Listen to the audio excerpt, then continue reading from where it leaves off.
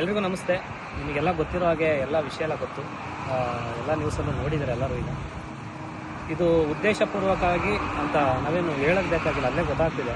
ಯಾಕೆಂದರೆ ನಾಳೆ cinema release, ಕಷ್ಟಪಟ್ಟು ಇಷ್ಟಪಟ್ಟು ಮಾಡಿರುವಂಥ ಸಿನಿಮಾ ಕುಲದಲ್ಲಿ ಕೇಳೋದು ಸಿನಿಮಾ ನಾಳೆ ಬೆಳಗ್ಗೆ ರಿಲೀಸು. ಅದು ರಾಜ್ಯಾದ್ಯಂತ ರಿಲೀಸ್ ಆಗ್ತಾಯಿದೆ.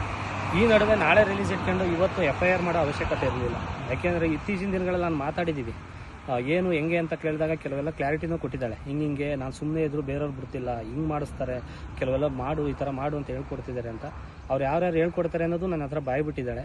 ಓಕೆನಾ? ಅದು ಯಾರ್ಯಾರ ಜೊತೆಲಿ ನಿಂತಿದ್ದಾರೆ, ಟೋಟಲ್ಲು 2 ಹೀರೋಗಳು, ಒಬ್ಬರು ಲೇಡಿ ಡಾನು, ಅವ್ರು ಯಾರು ಅಂತಲೂ ಹೇಳ್ತೀನಿ, ಅವ್ರು ಯಾರು ಅಂತ. ಅವ್ರು 3 ಜನ ಜೊತೆ ಒಂದು 10-12 ಜನ ಒಟ್ಟಲ್ಲಿ ನನ್ನನ್ನು ಸಾವು ಬಯಸ್ತಿದ್ರಂತೆ. ಮೊನ್ನೆ ಅವನು ಇವ್ರು ಸಾಯಬಾರ್ದು, ಅವನಾರು ಸಾಯಬಾರ್ದು, ಆ ಥರದ್ದು ಒಂದಿಷ್ಟು ಸಾವುಗಳೆಲ್ಲ ಬಯಸಿ ನಗಾಡ್ತಿದ್ರಂತೆ. ಗೊತ್ತಿಲ್ಲ ನಾನು ಯಾರಿಗೆ ಏನು ಮಾಡಿದ್ದೀನಿ ಅನ್ನೋದು ಗೊತ್ತಿಲ್ಲ. ನಂದಾತು ನನ್ನ ಪಾಡಿ ಕೆಲಸ ಆಯ್ತು, ಕೆಲಸ ಇಲ್ಲ ಅಂದರೆ ಊರಲ್ಲಿ ಜಮೀನು ಕೆಲಸ ಆಯಿತು, ಅಷ್ಟೇ. ನಾನು ಇನ್ನೇನು ನಾನು ತಲೆ ಕೆಡಿಸಿಲ್ಲ. ಪ್ರತಿಯೊಂದು ಸಾಕ್ಷಿನ ನಾನು ತಂದು ಕೊಡ್ತೀನಿ. ಈಗ ನಂದು ಒಂದೇ ಓಡ್ತಿರೋ ತಲೆಯಲ್ಲಿ. ಯಾಕೆ ಅಂದರೆ 1.5-2 ತಿಂಗಳಿಂದ ಈ ಸಿನಿಮಾ ರಿಲೀಸ್ ಅಂತ ಎಲ್ಲರ ಮನೆಗೂ ಹೋಗಿ ಇನ್ವಿಟೇಷನ್ ಕೊಟ್ಟು ಸಿನಿಮಾ ಕರೆದಿದ್ದೀನಿ. ಎಲ್ಲರೂ ಕೂಡ ಸಿನಿಮಾ ನಾಳೆ ಬಂದು ನೋಡ್ತಾರೆ.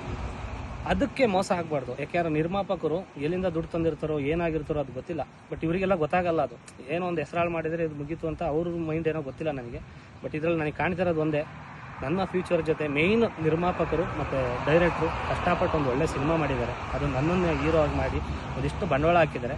ಅವ್ರಿಗೆ ಮೋಸ ಆಗಬಾರ್ದು. ಅದಕ್ಕೆ ಇದ್ರ ಕಡೆಯಿಂದ ಯಾವುದೋ ಪ್ರಾಬ್ಲಮ್ ಆಗಬಾರ್ದು. ಇದೇನಿದೆ ಹುಡುಗಿದು ನಂದು ಏನಿದೆ ಪ್ರಾಬ್ಲಮ್ಮು, ಅದನ್ನ ಅತಿ ಶೀಘ್ರದಲ್ಲಿ ಸಾಕ್ಷಿ ಸಮೇತ ಕಾನೂನು ರೀತಿ ನಾನು ಇದಕ್ಕೆ ಕ್ಲಾರಿಟಿ ಕೊಡ್ತೀನಿ. ಎಲ್ರಿಗೂ ನಮಸ್ಕಾರ.